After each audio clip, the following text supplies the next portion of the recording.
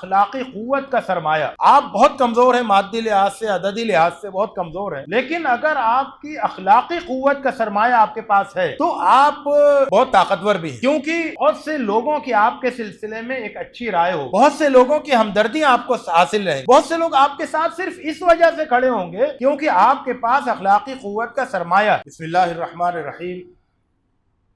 الحمدللہ رب العالمین والصلاة والسلام علی النبی الکریم الامین وعلی آلہ وصحبہ اجمعین، اما بعد. یہ ایک اہم موضوع ہے جس پر مجھے گفتگو کرنے کا حکم دیا گیا ہے. یہ اہم اس لحاظ سے بھی ہے کہ سیرت سے ہمارا تعلق، اللہ کے رسول صلی اللہ علیہ وسلم کی سیرت سے ہمارا ایک علمی اور فکری تعلق ہونا چاہیے. وہ صرف عقیدت کا تعلق نہیں ہو. عام طور سے سیرت پر جب گفتگو ہوتی ہے تو اس انداز سے ہوتی ہے اور اس انداز سے اس کو سنا بھی جاتا ہے کہ ہماری عقیدت میں اور ہماری محبت میں اضافہ ہو. یقیناً ہماری محبت اور ہماری عقیدت میں اضافہ ہونا چاہیے، وہ ہمارے ایمان کا ایک حصہ ہے. لیکن سیرت وہ صرف محبت اور عقیدت کا سرچشمہ نہیں ہونا چاہیے بلکہ اسے ہمارے لیے اسٹریٹجک رہنمائی کا بھی سرچشمہ ہونا چاہیے کہ ہم اپنے حالات کو دیکھیں اور پھر سیرت کا مطالعہ کریں اور یہ دیکھیں کہ ہمارے حالات میں سیرت سے کیا رہنمائی ملتی ہے. اللہ کے رسول صلی اللہ علیہ وسلم کی سیرت کی ایک بڑی خصوصیت یہ ہے دیگر رسولوں اور نبیوں کی سیرت کے مقابلے میں، اور ظاہر ہے کہ اس سے ان نبیوں کے درمیان مقابلہ مقصود نہیں ہے بلکہ وہ جو سیرت کا جو کیفیت ہے اس میں موازنہ مقصود ہے. اور وہ یہ کہ دیگر جو نبی اور رسول گزرے ہیں ان کے اوپر، یعنی ان کی سیرت اگر آپ پڑھیں گے تو ان میں حالات میں تنوع بہت کم نظر آتا ہے، جبکہ اللہ کے رسول صلی اللہ علیہ وسلم کی سیرت کا جب آپ مطالعہ کریں گے تو اس میں حالات کا تنوع بہت زیادہ ہے.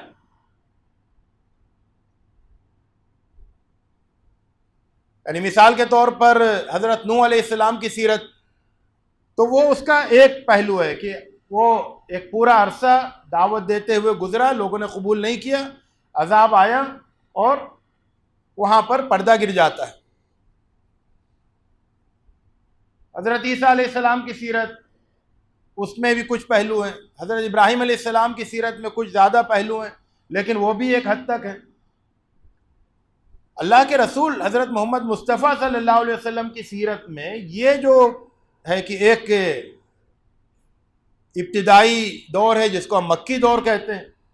اس کے بعد پھر مدنی دور شروع ہوتا ہے، مدنی دور کے بعد پھر ایک دور آتا ہے جس میں مکی اور مدنی دونوں یعنی دونوں کا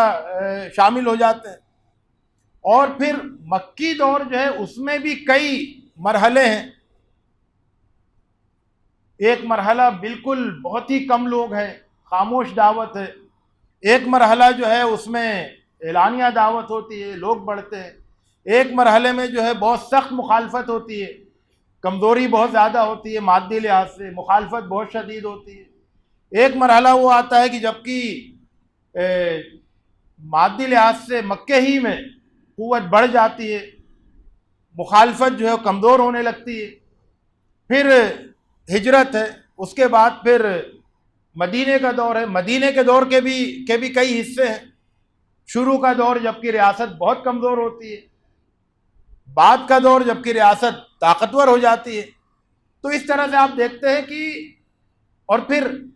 ایک دور دعوت کا، ایک دور ریاست کا. تو آپ دیکھیں گے کسی رسول کی زندگی میں، اکثر رسولوں کی زندگی میں تو ریاست کا دور نہیں آتا ہے.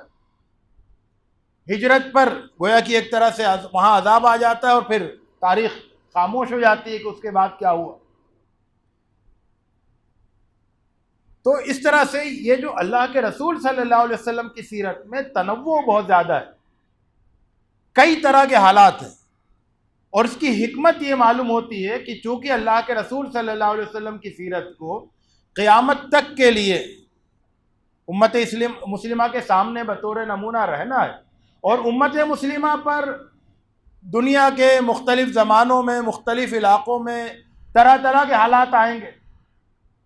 تو یہ جو طرح طرح کے حالات آنے والے ہیں ان میں رہنمائی سیرت سے اسی وقت حاصل ہو سکے گی جبکہ خود سیرت میں طرح طرح کی کیفیتیں ہوں، اور یہ چیز پائی جاتی ہے۔ یہ اللہ کے رسول صلی اللہ علیہ وسلم کی سیرت کا اعجاز ہے۔ ہم نے قرآن کے اعجاز پر کافی پہلوؤں پر گفتگو پڑھی اور سنی ہے، یہ اللہ کے رسول صلی اللہ علیہ وسلم کی سیرت کا اعجاز ہے کہ اس میں اتنا تنوع پایا جاتا ہے، اتنی مختلف کیفیتیں پائی جاتی ہیں کہ آنے والے زمانے میں امت مسلمہ کو درپیش مختلف کیفیتوں میں سیرت سے رہنمائی حاصل ہو سکتی ہے۔ تو ایک تو یہ اصولی بات ہے، یعنی تو اس کا مطلب یہ ہوا کہ ہمارے لیے سیرت اس طور پر بہت اہم ہے کہ ہم اپنے حالات کا گہرائی سے مطالعہ کریں، حقیقت پسندانہ جائزہ لیں، اور اس کے بعد پھر سیرت کا ایک گہرا مطالعہ کریں اور یہ دیکھیں کہ وہاں سے ہمارے لیے کیا رہنمائی ملتی ہے۔ عام طور سے سیرت کو جو جس طرح سے بیان کیا گیا ہے ابھی تک، اس میں کچھ کمی پائی جاتی ہے۔ اس کمی کو دور کر کے جب آپ سیرت کو دیکھیں گے تو اس میں زیادہ رہنمائی کے پہلو ملیں گے۔ مثال کے طور پر جب ہم مکے کا زمانہ ہمارے ذہن میں آتا ہے تو ایسا تصور آتا ہے کہ گویا کہ ظلم ہو رہا ہے اور لوگ سہ رہے ہیں، ظلم ہو رہا ہے اور لوگ سہ رہے ہیں، یعنی صبر، ظلم کو سہنا، یہ عنوان بن جاتا ہے مکی دور کا۔ اور اسی حوالے سے بھی لوگوں سے کہا جاتا ہے کہ بھئی مکی دور ہے، ظلم ہو رہا ہے، تم سہو، جواب مت دو، ریئیکشن مت کرو، کیونکہ مکی دور میں اللہ کے رسول صلی اللہ علیہ وسلم نے اس طرح کے ریئیکشن دینے سے منع کیا تھا۔ تو مکی دور کا تصور بس یہ ہے کہ ظلم ہو رہا ہے، اس کو سہنا ہے اور ریئیکشن نہیں دینا۔ مدنی دور کا جب بیان ہوتا ہے تو ایسا لگتا ہے کہ یہ ایک جنگوں کا زمانہ ہے، یعنی آپ دیکھیں گے بہت سی کتابیں جو کہ اللہ کے رسول صلی اللہ علیہ وسلم کی مدنی زندگی پر لکھی گئی ہیں، یا سیرت کی کتاب میں جب آپ مکے سے مدینے کے ابواب پڑھتے ہیں تو بہت سی کتابوں کو میں نے دیکھا، اچھی ضخیم کتابوں کو، کہ وہ 5 6 7 ابواب پر مشتمل ہوتی ہیں۔ پہلا باب جنگ بدر، دوسرا باب جنگ احد، تیسرا باب جنگ خندق، چوتھا باب صلح حدیبیہ اور فتح خیبر، پانچواں باب فتح مکہ، چھٹا باب جنگ تبوک، ساتواں باب گویا کہ وہ اللہ کے رسول صلی اللہ علیہ وسلم کی وفات۔ تو ایسا لگتا ہے کہ 10 سال جو ہیں وہ صرف جنگ کرتے ہوئے گزرے۔ حالانکہ اگر آپ جائزہ لیں، یعنی آپ جو چھوٹے چھوٹے سریے تھے ان کو آپ الگ کر دیں، تو جو مدینہ جب جو جنگوں میں مصروف رہا، تو اگر آپ دیکھیں گے تو جنگ بدر تو ایک دن میں ہوئی، صبح سے شام تک نبٹ گئی، جنگ احد بھی صبح سے شام تک نبٹ گئی، خندق جو ہے وہ تو جنگ ہوئی نہیں لیکن ہم اس کو جنگ کا نام دیتے ہیں۔ اس میں بھی ایک بیانیے کا مسئلہ ہے، جنگ کے سلسلے میں بھی ہم جب لکھتے ہیں جنگ بدر جنگ احد تو ایسا محسوس ہوتا ہے کہ مسلمانوں نے جنگ کی، لیکن یہ خلاف واقعہ ہے۔ ہوا یہ کہ دشمنوں نے حملہ کیا، مسلمانوں نے جنگ کی۔ جنگ بدر میں دشمنوں نے حملہ کیا، مسلمانوں نے جنگ کی۔ تو اگر آپ اس کو جنگ کا نام دے کے ایسا لگتا ہے کہ جیسے آپ کی طرف سے جنگ ہوئی۔ جنگ احد بھی مسلمانوں پر حملہ ہوا اور مسلمانوں نے جنگ کی، خندق میں جنگ نہیں ہوئی۔ اور اس کے علاوہ جنگ کے علاوہ جو ایک بہت بڑا عرصہ ہے اس میں کیا ہوا، اس کے سلسلے میں سیرت کی کتابیں عام طور سے خاموش ہوتی ہیں۔ ہمیں یہ نہیں معلوم ہو پاتا کہ جنگ کے علاوہ جو بہت بڑا وقت ملا، کچھ دنوں کی جنگ کے علاوہ، ان سارے وقتوں میں کیا کیا، تو ایک بہت بڑا موضوع ہے۔ تو ابھی مکی زندگی کے حوالے سے بات کروں گا۔ مکی زندگی میں اور ہمارے زمانے میں جو مشترک بات ہے وہ یہ ہے کہ مکی زندگی بھی مادی لحاظ سے مسلمانوں کے اور عددی لحاظ سے بھی مسلمانوں کی کمزوری کا زمانہ تھا، اور جو ہماری موجودہ حالات ہیں وہ بھی مسلمانوں کی کمزوری کا زمانہ ہے۔ تو کمزوری کے زمانے میں آپ کو رہنمائی ملے گی۔ ہمارا زمانہ کمزوری کا ہے، تو واقعہ یہ ہے کہ پورے ہندوستان کی مسلمانوں کی تاریخ میں مسلمانوں نے کبھی اپنے آپ کو اتنا کمزور نہیں محسوس کیا تھا جتنا اس وقت محسوس کر رہے ہیں۔ اس سے پہلے کبھی اتنا کمزور نہیں محسوس کیا تھا۔ بہت سے حالات آئے، آندیاں گزری، سب ہوا، لیکن کمزوری کا یہ احساس اب تک نہیں ہوا۔ اور نفرت کا ماحول، تو وہ بھی دشمنی اور نفرت کا ماحول تھا مکے میں، اور ابھی بھی جو ہے جس نفرت کا سامنا مسلمان کر رہے ہیں اور جس دشمنی کا سامنا مسلمان اس وقت کر رہے ہیں، ہندوستان میں مسلمانوں کی تاریخ میں ہے نا، اس سے پہلے کبھی اتنی دشمنی اور ایسی نفرت کا سامنا کبھی نہیں کیا گیا تھا۔ تو یہ بات بھی ایک حقیقت ہے۔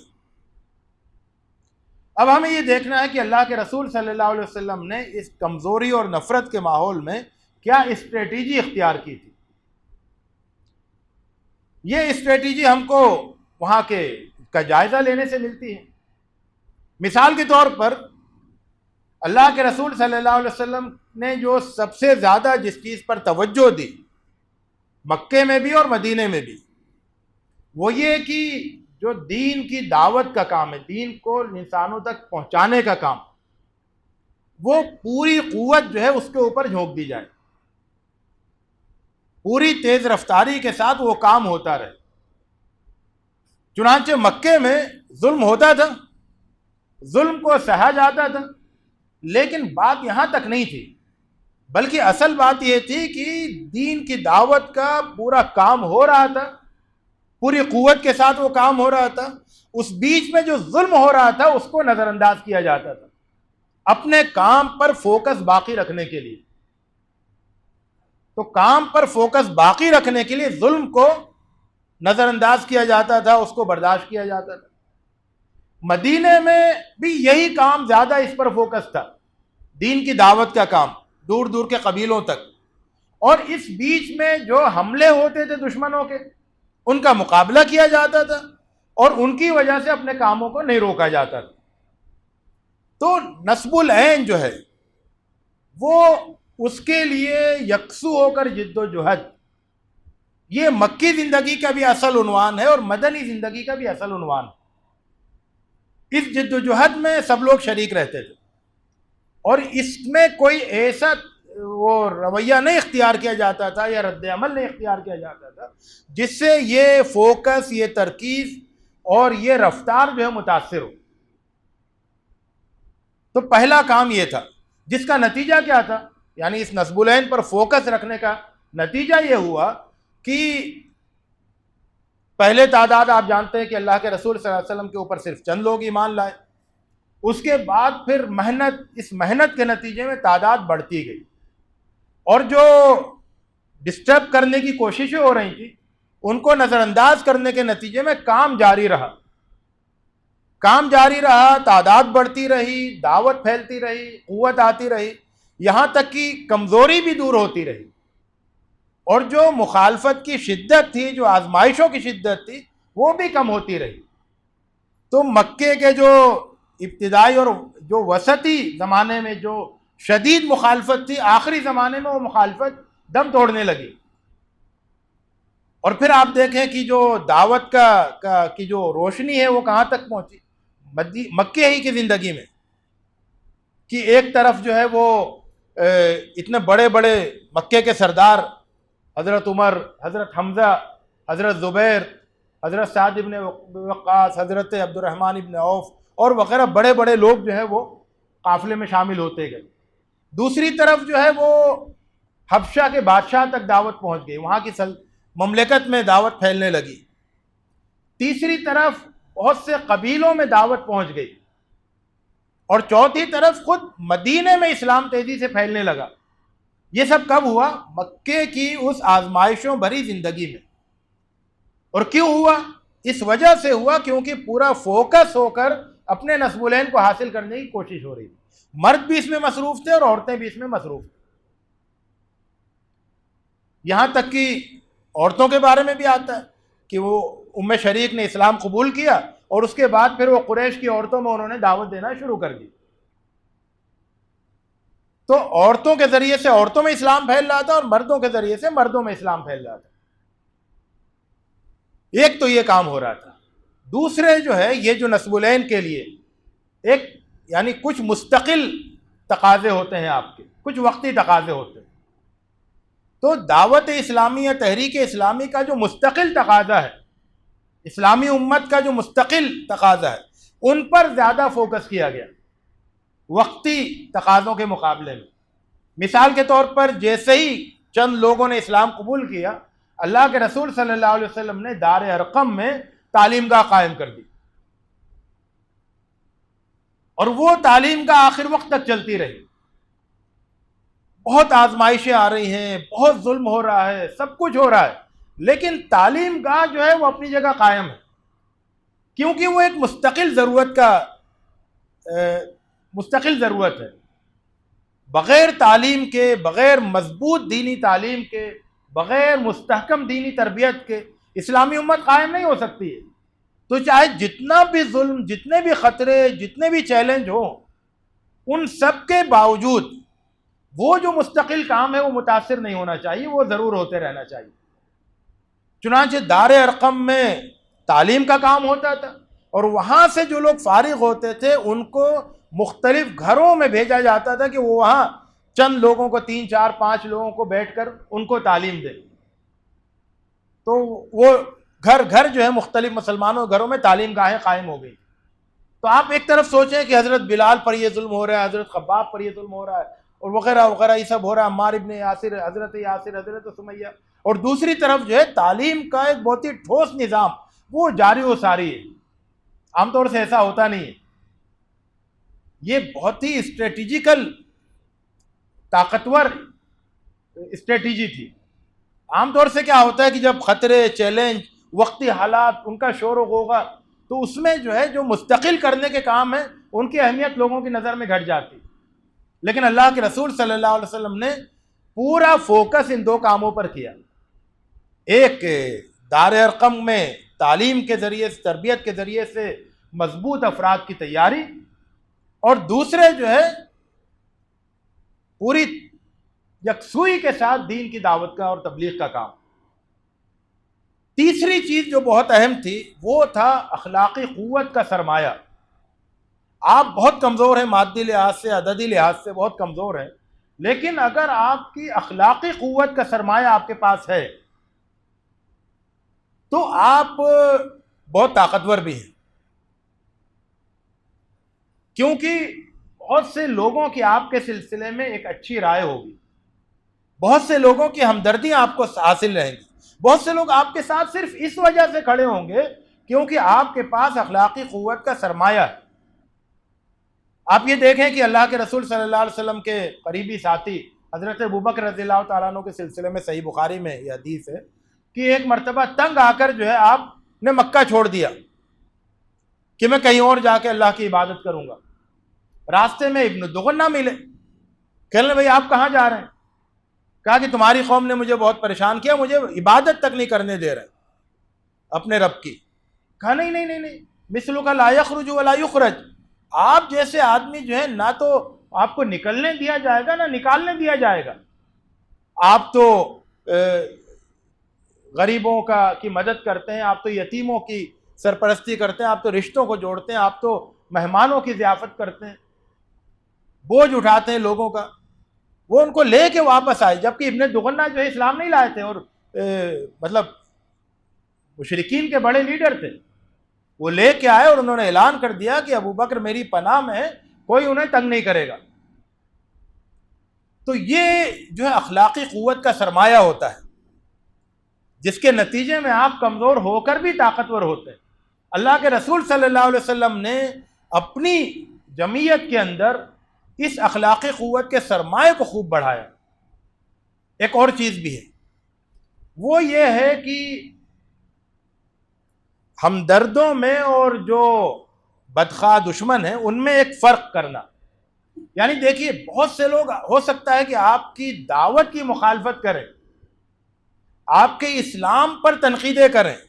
آپ کے اسلام کے خلاف ہوں، لیکن انسانی بنیادوں پر وہ آپ کا ساتھ دینے کے لیے آگے بڑھ سکتے ہیں۔ انسانی بنیادوں پر ایسے لوگ بھی، ایسے لوگوں سے تعلق رکھنا، ایسے لوگوں کو اپنا سمجھنا، ایسے لوگوں کی ہمدردیوں کو گویا کہ جنریٹ کرنا، یہ بھی آپ کی ایک قوت ہے، اسٹریٹجیکل قوت ہے یہ۔ مثال کے طور پر آپ دیکھیں کہ جب ایک موقع پر حضرت ابوذر کو بہت بری طرح سے لوگ مار رہے تھے تو ان کے اوپر آ کے لیٹ گئے، ان کو بچانے کے لیے کون؟ حضرت عباس، جو کہ اس وقت اسلام نہیں لائے تھے، لیکن ان کے اوپر لیٹ گئے کہ ارے تم اس کو مار ڈالو گے۔ اسی طرح آپ دیکھیں کہ جب شیب ابی طالب میں قید کیا گیا اور سوشل بائیکاٹ کیا گیا، محصور کیا گیا، تو جو معاہدہ تھا اس پہ سب نے دستخط کیے تھے، سارے سرداروں نے،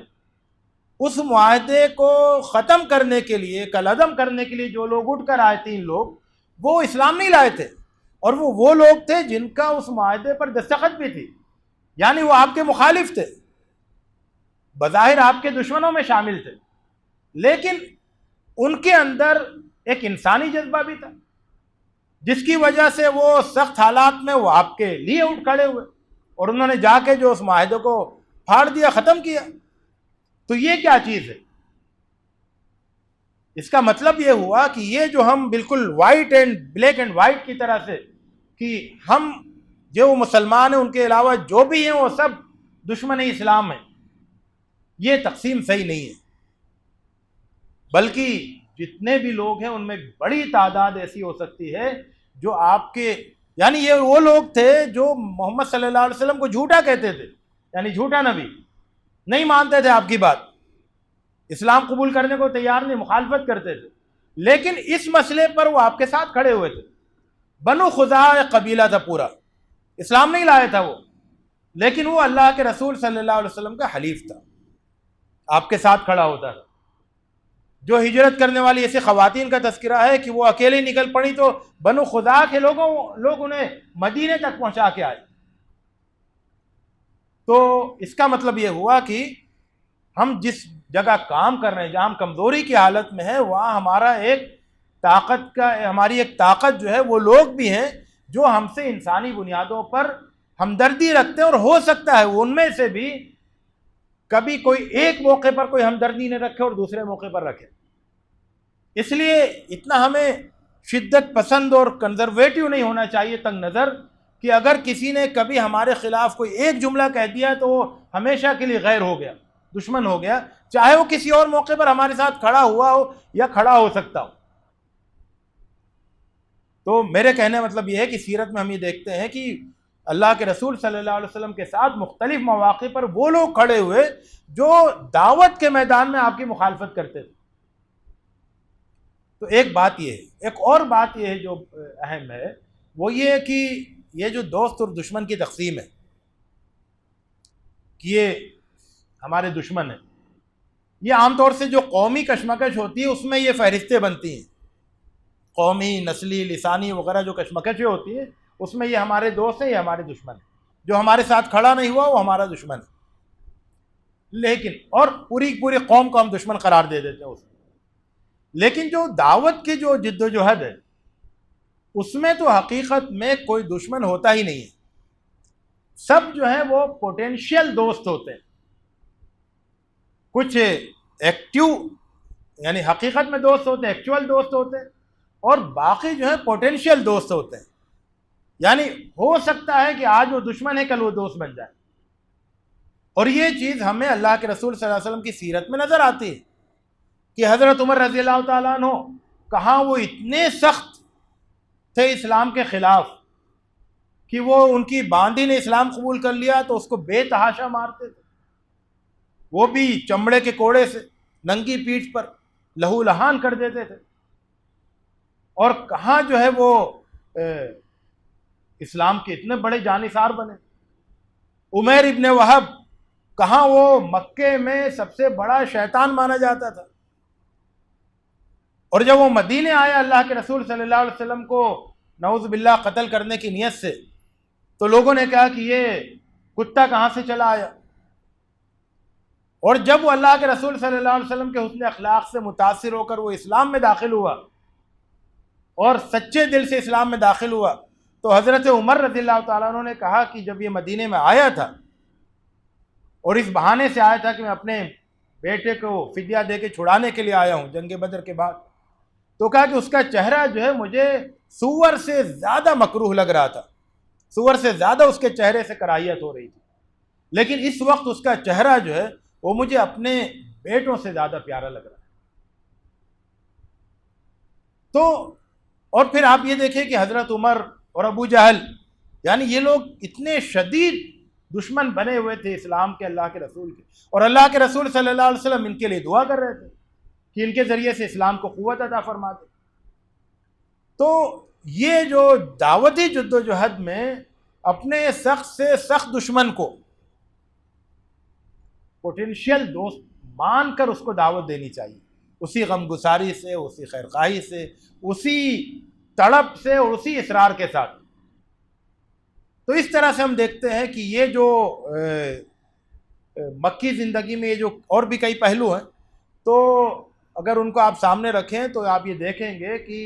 مکی زندگی میں اللہ کے رسول صلی اللہ علیہ وسلم نے تمام ظلم کے باوجود فوکس اپنا رکھا نصب العین پر۔ ہاں وقتی مسائل آتے ہیں، ان وقتی مسائل سے اسی طرح سے ڈیل کیا جس طرح سے وقتی مسائل سے ڈیل کرنا چاہیے، یعنی اس میں الجھے نہیں، ان کو حل تو کیا لیکن اس میں الجھے نہیں، اپنا وقت اس میں نہیں ضائع کیا۔ مثال کے طور پر اس زمانے میں سب سے کمزور جو ایلیمنٹ تھا سوسائٹی کا وہ غلام ہوتے تھے، اور غلاموں پر بہت شدید ظلم ہو رہا تھا۔ غلام اسلام قبول کر رہے تھے، باندیاں اسلام قبول کر رہی تھیں، ان کے آقا جو ہیں اسلام کے سخت دشمن بنے ہوئے تھے اور وہ ان پر سختی سے ظلم کر رہے تھے۔ ایک بہت بڑا مسئلہ تھا مسلمانوں کا، موب لنچنگ ہو رہی تھی، حضرت سمیہ کو جو برچھی مار کے ان کے پیٹ میں شہید کر دیا گیا تھا، یہ سب ہو رہا تھا۔ تو کیا ہوا؟ اللہ کے رسول صلی اللہ علیہ وسلم نے یہ نہیں کہ ہم دین کی دعوت کا کام کر رہے ہیں اس مسئلے کو نظر انداز کر دیں گے، نہیں، ایڈریس کیا، لیکن اس طرح سے ایڈریس کیا کہ آپ کا جو رفتار کار ہے وہ متاثر نہیں ہوئی، کہ آپ نے اپنے صحابہ کو، حضرت ابوبکر رضی اللہ تعالیٰ عنہ وغیرہ کو یہ ذمہ داری دی کہ وہ خاموشی کے ساتھ پیسے جمع کریں آپس میں اور جا کر ان غلاموں کو خریدیں، خرید کے اپنی خاندان میں شامل کر کے آزاد کر دیں تاکہ ان کے خاندان کا ان کو تحفظ حاصل ہو جائے وہاں کے عرف کے مطابق۔ چنانچہ ان کو خریداری، ان کی بڑے پیمانے پر ان کو خریدا گیا اور ان کو جو ہے آزاد کیا گیا اور ان پر سے ظلم کو ہٹایا گیا۔ تو یہ ایک مسئلے کا حل تھا، ایک مسئلہ تھا جو درپیش تھا امت کو اس وقت کی، اس مسئلے کو بہت ہی خوبصورتی کے ساتھ حل کیا گیا، بہت ہی گہری اسٹریٹجی کے ساتھ، اور اس کے ساتھ جو آپ کا کام تھا اس کو بھی جاری رکھا گیا۔ تو جو راستے کے کانٹے ہیں ان میں الجھنا نہیں ہے، جو تھریٹس ہیں، جو خطرے ہیں ان سے ڈرنا نہیں ہے، راستے کو بدلنا نہیں ہے، پیچھے ہٹنا نہیں ہے اور رکنا نہیں ہے، آگے بڑھتے رہنا۔ دھیرے آگے بڑھنے کے نتیجے میں مخالفتیں بھی کم ہوں گی اور آپ آگے بھی بڑھتے چلے جائیں گے۔ تو اس طرح سے ہمارے لیے اللہ کے رسول صلی اللہ علیہ وسلم کی سیرت میں سیکھنے کا اور وہاں سے اسٹریٹجی اخذ کرنے کا بہت سا سامان موجود ہے۔ ایک چھوٹا سا کتابچہ میرا ہے، سیرت نبوی کی رہنمائی کمزوری کی حالت میں نفرت کے ماحول میں، مرکزی مکتبہ اسلامی سے شائع ہوا ہے، تو جس سے شوق ہو اس موضوع پر اور مطالعہ کرنے کا تو اس کو بھی پڑھے اور پھر مزید کتابیں بھی انشاءاللہ اس نقطہ نظر سے پڑھے سیرت کی کتابوں کو، تو امید ہے کہ فائدہ ہوگا۔ تو ہمارا جو ہے سیرت سے ایک انٹلیکچول ایک تعلق ہونا چاہیے جس سے ہم وہاں سے اپنے لیے رہنمائی، اسٹریٹجی، پالیسی، یہ ساری چیزیں ہم وہاں سے اخذ کریں اور ان کو اپنی زندگی میں، اپنے عمل میں لے کے آئیں۔ وآخر دعوانا الحمدللہ رب العالمین۔